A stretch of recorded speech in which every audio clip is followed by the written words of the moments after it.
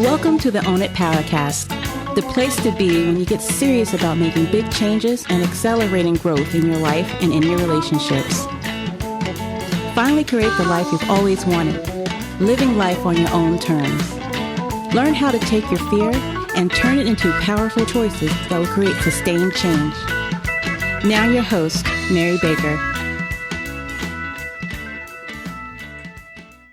Hey everyone, welcome back to the Own It Powercast, the place to come to get what you need to move yourself forward. Hey, it's Mary Baker and welcome to episode 296. Are you still in survival mode? How to know and how to shift. Well, welcome back to this month, which has been all about reclaiming parts of us that got lost. Maybe through some old conditioning, some trauma, or just relationships where we had to disconnect to survive. So that's what we've been getting into this month. Last week, we talked about how rebuilding self-trust is so important.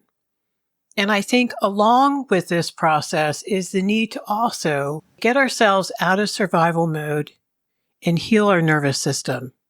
So today we're going to be diving into something that might be running in the background of your life without you even realizing it. And it's something I've mentioned several times here on the show, and that is survival mode. You might be checking things off the list, showing up for everyone, keeping things from falling apart. But at the same time, you also might be feeling emotionally flat, maybe easily overwhelmed, unmotivated, or like you're just not quite in your life. And I want you to know that that's not a failure on your part. It's called survival mode, and you didn't choose it. It chose you as a way to get through. And the good news is that you don't have to stay there. So today we're going to talk about what it actually looks and feels like to be in survival mode and how to begin shifting into a life where you're living on your own terms with grounded energy and with values-based action and some real power. So I know the term survival mode is thrown around a lot, but let's define it more clearly. I think it's when your body and your mind are so wired for just getting through, avoiding danger, and putting out fires, and not wired for creativity, rest, connection, or even joy.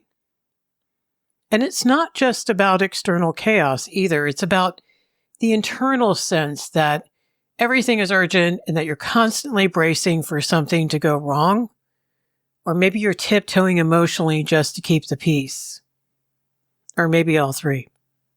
Here's what this often looks like. Mentally, it can look like constant busyness, and you feel guilty when you're not doing something. It might be racing thoughts, and it's really hard to focus or maybe prioritize. For some of you, it might be a low-level hum of anxiety that just really never shuts off. And it's like you're functioning, but it all is happening from your head. Your body and your heart just feel like afterthoughts. And that's the disconnection we've been talking about. And even more so emotionally, you might, if you got honest and sat there by yourself for a little while, admit that you've been feeling kind of flat, maybe numb, maybe irritable, or like your emotions are just too much to begin to unpack and you don't have the energy. Maybe you're so busy doing that you have become so disconnected from your desires. If someone asked you, what do you want? You might not even know how to answer. Another indicator is that you cry easily or you can't cry at all, even though part of you knows there's grief just under the surface, right in your throat. And finally, maybe you feel like you're never truly safe to exhale. And this goes hand in hand with how it shows up physically. Maybe your jaw is tense. Your chest is tight. Maybe you clench your stomach and you don't even realize it. It shows up as trouble sleeping or waking up tired, not refreshed. There can be headaches, fatigue, migraines. A lot of people talk about feeling wired but tired, like you're overstimulated but you're exhausted. And then energetically, you kind of live in your head and ignore your body. You don't resonate with joy. You might perform happiness, but it's not landing, not like joy does. Maybe life has begun to feel like a series of tasks that you're doing instead of a life you're creating. So this is what happens when you've been in survival mode too long. It becomes normalized. So you stop dreaming, you stop asking what you want, and you're just busy going day to day trying to hold it all together. For many of us, survival mode started in childhood, especially if we grew up with any kind of emotional chaos, physical or emotional neglect, parentification will do it, or any kind of emotional unpredictability, like parents fighting, you never knew when it was going to be okay. So maybe you learned early on that it just wasn't safe to rest, and it wasn't safe to speak up or to have needs. Maybe you were even the helper or the peacekeeper. And so that's how you learned to hyper-focus on others and ignore your own needs and your feelings. Maybe trauma or hardship wired your body to always be on alert. So even now, when things aren't technically bad, your nervous system doesn't know that. Because survival mode has become your identity, so to speak. It is how you operate. You don't just do it, you become the one who keeps it together, fixes things, rescues others, anticipates everyone's needs, gets the A's, solves the problems. But here's the truth. Survival mode is only supposed to be temporary. To get you through a crisis, you weren't meant to live there forever. And if you've outgrown it, you might be ready to move towards something deeper. Now, moving towards something deeper assumes several things. It means you can be safe now and you have at least a few safe people around you. So I just want to caveat that previous statement. I don't want you to assume that for everyone now is the time to go deeper. There needs to be some safety and some acceptance and good people around you, even if it's just a few, or a good coach or a group, so that it is safe to rest and relax and be. So let's talk about the opposite of survival mode, not perfection, but powerful alignment. And for those of you in the back, reclaiming your power doesn't mean controlling everything. That's what you are doing in survival mode. Instead, it means knowing what is yours to carry and what isn't. And it's about showing up in your life on purpose, not just out of habit or any type of fear. Well, let's talk about how that shift begins. Well, it starts with self-ownership. And it means you work on not waiting for someone to validate you or rescue you. And that is a process. And you're going to need support and accountability to do that. But you just become more aware of when you do that or how you have been doing that perhaps. And you really start working on not doing that. Which means you start the journey of taking full responsibility for your energy, your choices, and your healing. You start saying things like, well, this is hard, but I get to choose how I respond. And your focus is no longer out there on them, which of course includes no longer hiding from your truth, even the uncomfortable parts. And that takes time, and you need a safe place to do that. So true power, I think, isn't loud or aggressive. I think it's quiet, clear, and grounded. Now, we can't talk about any of this without talking about boundary work. And getting clarity around boundaries. So you start noticing where your energy leaks out, where you're feeling drained. You work on not fixing and rescuing or micromanaging everyone and everything in your life. And you start realizing that saying yes to everything is really saying no to yourself. So you start creating small daily boundaries around your time, your energy, maybe even your emotions, not because you're selfish, but because you're self-honoring. Boundaries are where your survival mode starts to fall apart, I think in the best way, because they help keep you safe, and they give you the sense that you have some choices, because you do. And so you stop reacting as much as you begin choosing instead. And then you work with someone to figure out what are your values today, like really, and not just acting out of fear.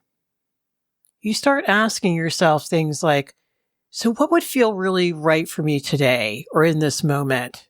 Not just what is expected of me. And detachment work comes in, right? Just because they want me to doesn't mean that's the thing I feel like doing today or I want to do. This doesn't mean you're not going to get overwhelmed. It just means you are moving into a person who is more grounded in who you are. And that's where a lot of the peace begins.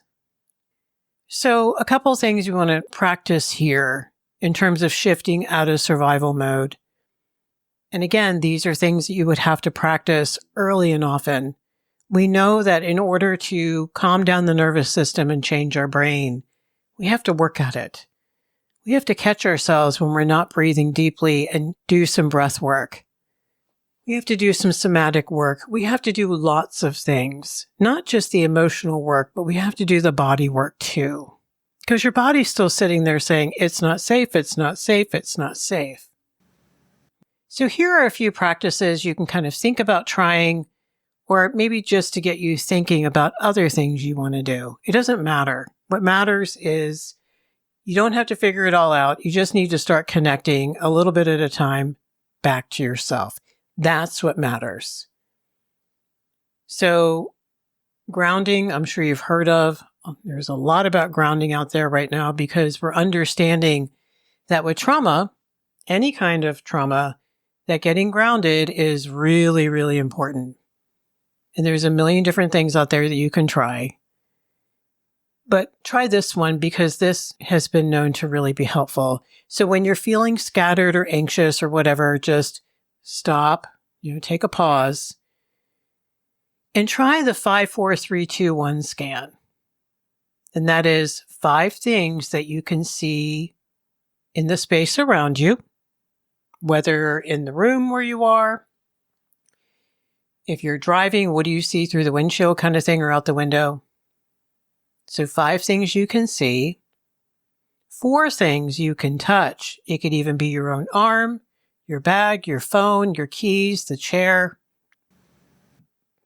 3 things that you can hear, any kind of noises in the room, or people talking, or music, or what have you. 2 things you smell, good or bad, and 1 that you taste. So what all of those things are doing, obviously, is bringing you back to the present moment, but also getting you out of your reptilian brain and getting you thinking. Because you have to think about, okay, what are the 5 things that I can see around me? What are 4 things that I can touch? What am I hearing? What am I smelling?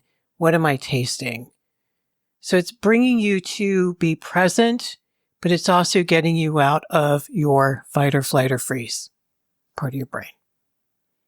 And what's cool about that is you can do it a million times if you have to. And please, if you do it once and it doesn't seem to help, you have not failed. You got to do it for a while and keep doing it and keep doing it. And what's great is no one even has to know that you're doing it if you're with other people at the time. You can do box breathing, which is inhale for 4 counts, hold for 4, Exhale for 4, hold for 4, and repeat. That's been well known to help people calm down their nervous system. And finally, the one that I really like is putting your hand on your heart and saying, either out loud or in your head, right now, I am safe enough to slow down. Now, I really like that phrase because you're not saying I'm absolutely safe and I have no fear, because that's not going to work. You can't tell yourself to not be afraid. But you can do incremental. You can say, I can slow down right now, just for a minute.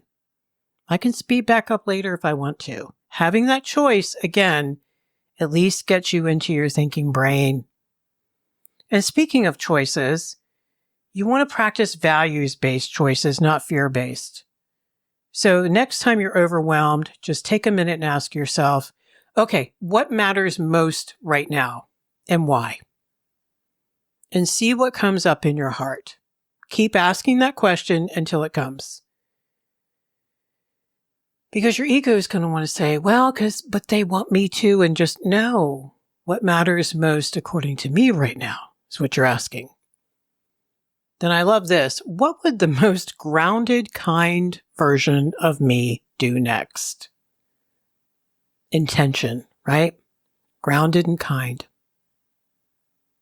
So start making small decisions that align with your truth, not just what others want from you and not just what you're afraid you must do because. Practice little things, take tiny risks here and there.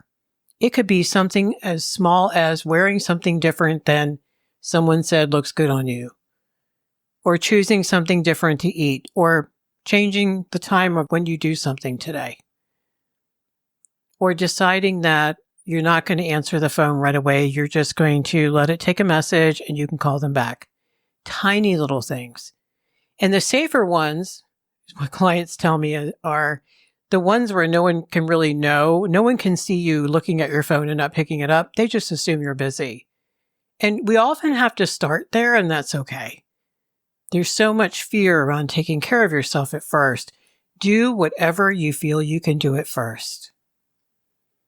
And then finally, body-based awareness. Get back in your body just throughout your day as many times as you can. Ask yourself, okay, where in my body do I think I feel tension? Like, are my shoulders tense?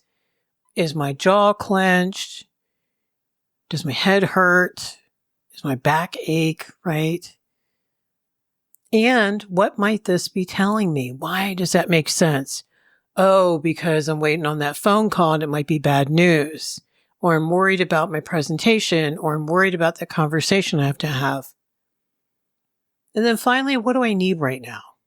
And that could be a million things. And I've talked about this before on the show.